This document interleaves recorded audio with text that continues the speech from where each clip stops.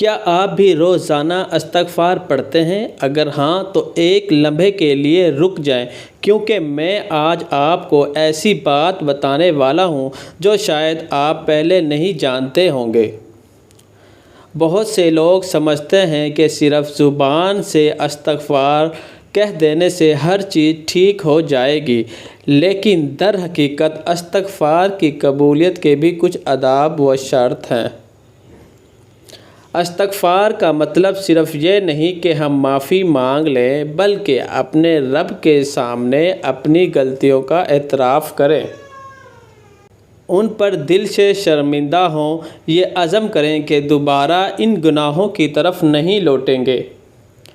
قرآن مجید میں اللہ تعالیٰ نے اپنے بندوں کو بار بار استغفار کی تلقین فرمائی ہے، کیونکہ اللہ تعالیٰ اپنے بندوں سے بے حد محبت کرتا ہے اور ان کی توبہ قبول فرمانا پسند کرتا ہے۔ آئیے اب جانتے ہیں استغفار کرنے سے کن باتوں کا خیال رکھنا چاہیے۔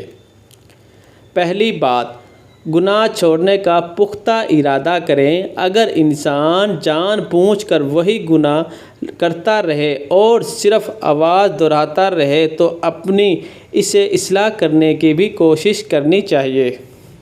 دوسری بات، دل میں سچی ندامت ہو۔ اگر دل میں گناہ کا احساس ہی نہ ہو تو صرف زبان سے استغفار پڑھنے کا مقصد پورا نہیں ہوتا۔ تیسری بات، اللہ کی رحمت سے کبھی مایوس نہیں ہونا چاہیے۔ گناہ کتنے ہی زیادہ کیوں نہ ہو، اللہ کی رحمت ان سے بھی بڑی ہے۔ سچی توبہ کرنے والے کو اللہ تعالیٰ معاف فرما سکتا ہے۔ چوتھی بات، اگر کسی بندے کا حق مارا ہے، کسی کو تکلیف دی یا کسی کا مال لیا تو صرف استغفار کافی نہیں، اس کا حق واپس کرنا یا اس سے معافی مانگنا بھی ضروری ہے۔ پانچویں بات، استغفار کو صرف مشکل وقت تک محدود نہ رکھیں۔ رسول اللہ صلی اللہ علیہ وسلم خود روزانہ کثرت سے استغفار فرماتے تھے، حالانکہ آپ صلی اللہ علیہ وسلم گناہوں سے محفوظ تھے۔ یہ ہمیں سکھاتا ہے کہ استغفار ہر حال میں کرنا چاہیے۔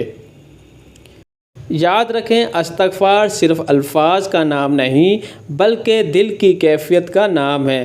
جب دل ٹوٹ کر اپنے رب کے سامنے جھک جاتا ہے تو اللہ تعالیٰ اپنے بندے پر رحمت کے دروازے کھول دیتا ہے۔ اللہ تعالیٰ ہم سب کو سچی توبہ کرنے والا، کثرت سے استغفار کرنے والا اور اپنے گناہوں سے بچنے والا بنا دے۔ آمین ثم آمین۔